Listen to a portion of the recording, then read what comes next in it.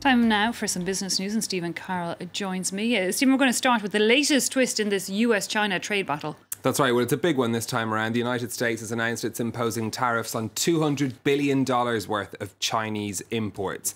The levies will take effect from Monday on products ranging from paper shopping bags to industrial components. Now, the tariffs will initially be a lower than expected 10% on the affected goods, potentially rising to 25% from next year. China is said to be reviewing plans to send a delegation to Washington for planned trade talks next week. Owen Barnell has the latest. The world's two biggest economies battling it out on trade. The US is to ratchet up trade tariffs on China, targeting an additional $200 billion of Chinese exports. By August, Trump had slapped 25% tariffs on $50 billion worth of Chinese exports.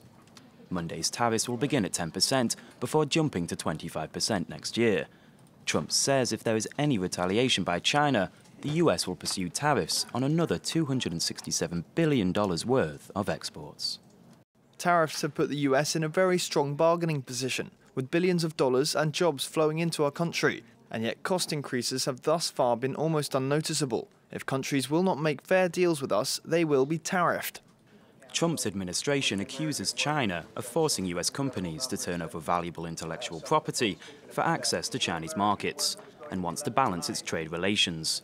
Last year, its trade deficit with China alone stood at $336 billion. The new tariffs will affect a wide range of goods, from luggage to seafood.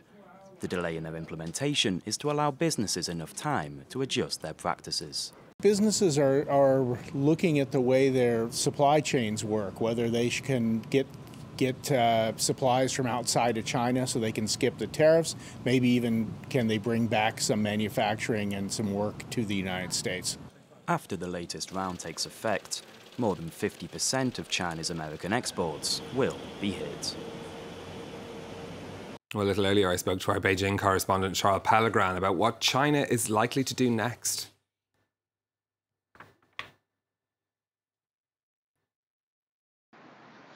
It seems like retaliation will be the next steps. Officials, before this had even happened, had already talked about imposing tariffs on $60 billion worth of American goods entering China. This, in addition to the $50 billion worth of tariffs that already existed before this Tuesday.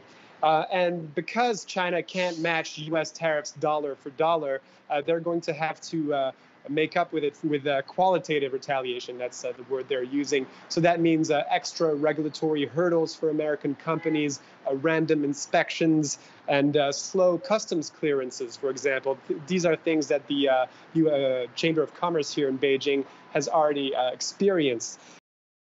So, Stephen, no doubt that having an effect on the markets? Yeah, well, it's interesting to track what happened as the day went on, because originally we had Chinese markets trading down, but as the day went on, we actually saw them bounce back. The Shanghai Composite up over 1.5% actually a short time ago. Now, that partly is to do with the list of products affected by the tariffs was not entirely what we have been expecting. There were some consumer goods taken off the list. There's also notably Apple components are going to get through without tariffs in this. So there was some good news considering the tariffs had been so widely flagged in the detail. On the European markets today, we're seeing them take it in their stride as well. A pretty mixed open at the start, but just the on the European markets, we've just got London and Frankfurt trading in the red, Paris slightly in the green. You're looking now at the figures in the currency markets. €1 buying you just under $1.17 and 89 pence sterling.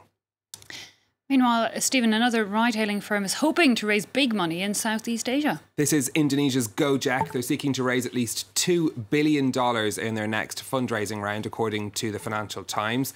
The firm has previously secured investment for the likes of China's Tencent.